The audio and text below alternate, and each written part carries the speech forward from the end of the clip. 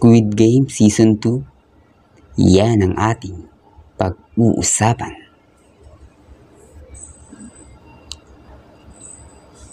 Ito, worth it siya panoorin. Ako na mismo ang nagsasabi. Pero, may bitin portion ito sa dulo para sa Season 3. Kumbaga, lahat na nangyari sa Season 2 ay setup lamang papunta sa endgame sa Season 3. Maraming disappointed sa ending ng Season 2. Pero para sa akin, ayos lang sa akin, at least may aabangan pa rin tayo na Season 3 this June 2025. Mas malulungkot lang tayo after Season 3 kasi it means no more seasons na. End na daw. Confirmed by director ng Squid Game. May mga ilang bagay lamang tayong pag-uusapan sa Season 2. Kaya, kung di mo pa ito napapanood, skip this video. Binabalaan na kita. Spoiler alert. Una natin pag-usapan about sa bawal na tut ni Thanos at sa patalim ni nanay na hindi nakumpiska ng management. Pero yung kay 456, bakit daw kinumpiska? Why nga ba? Simple lang. Dahil makapagbibigay ng thrill sa laro yung tut ni Thanos at yung patalim ni nanay.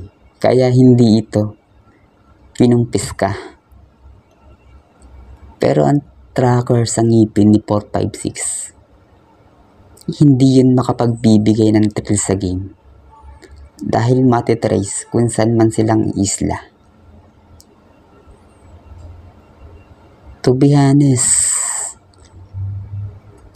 sa mga new player ng Season 2, hindi talaga ako masyadong invested sa mga karakter nila.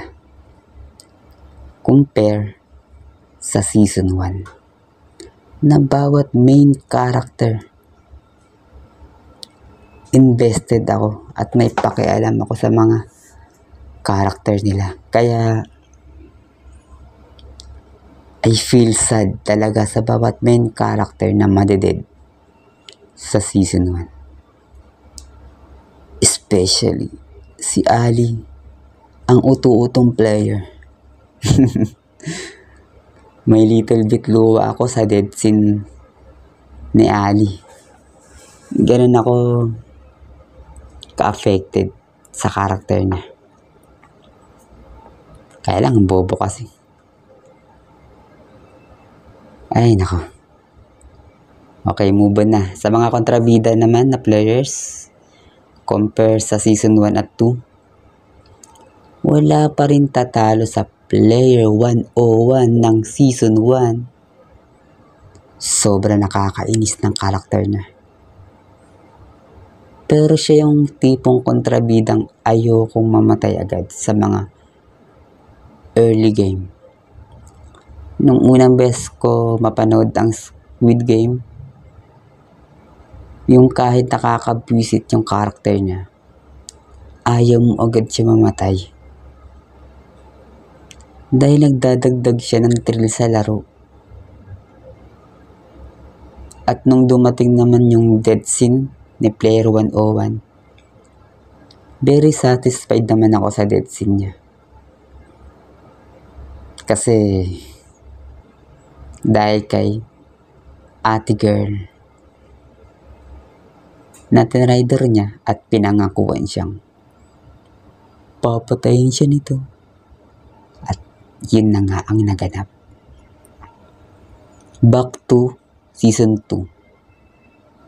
Sa Season 2 naman, sa mga kontrabidang players,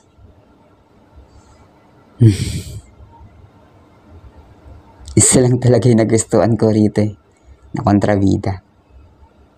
Pero yun nga, namatay pa. Gusto ko ang karakter ni Thanos. Yes, si Thanos ang tinutukoy ko. Sa palagay ko, mas may potential talagang maging mas great villain siya sa Season 3. Kundi lang siya agad namatay. Dahil sa tinidor. Sa tinidor. Nangihinayang ako sa karakter niya. May uniqueness ang way ng pagiging kontrabida niya. Kakaiba sa iba. Gets? Kakaiba sa iba. Gets? Hindi siya yung typical na kontrabida. Napaka-unique talagang kontrabida ni Thanos sa Squid Game. Sa magnanay naman, sa palagay ko masasawi si nanay sa Season 3. Mas perfect para sa akin kung si nanay ang mamamatay sa Season 3 at hindi yung anak. Para magtanda yung anak niya sa mga pagkakamali niya sa buhay niya. Na humantong pa kung bakit sila ngayon nasa Squid Game. If ever naman na yung anak yung mamatay sa kanilang dalawa,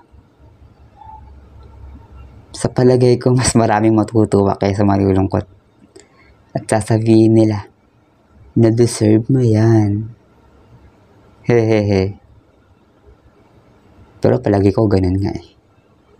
If same naman sila mamamatay, mas dramatic siguro yun at hindi imposible maganap yun dahil tandaan mo, nasa Squid Game sila. Ang kamatayan ay napakaposibleng mangyari sa lahat ng mga players.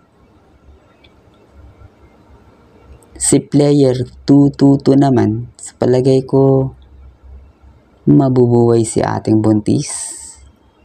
Need niya mag-survive, may baby eh. Malaki talaga ang survival rate ni ating buntis. Si vlogger naman, si player 333, sa palagay ko, mamamatay siya. For sacrifice. Para kay ate girl na buntis. In some way talaga, gagawin niya yung sacrifice na yan. Ganun naman talaga, diba? Ang pinaka-the best mangyari para more drama. Lalo na sa kanilang mag-couple na hindi magkakaunawaan. Pero okay na rin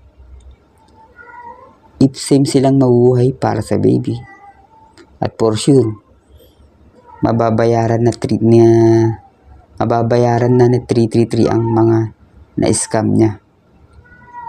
Marami-rami naman din silang pera mapaghahatian. Hindi man niya maibalik ang lahat ng perang na-scam niya. Kahit kalahati, pwede na yun. Basta. Problema na ni 333 yan, bahala sa buhay niya. Si Trans naman, si player 120, 50-50 ako kung mabubuhay ba siya o mamamatay sa Season 3. Matapang kasi at mabait pa ang personality niya. matapang, plus mabait, perfect para sa isang mamamatay na karakter bilang bayani.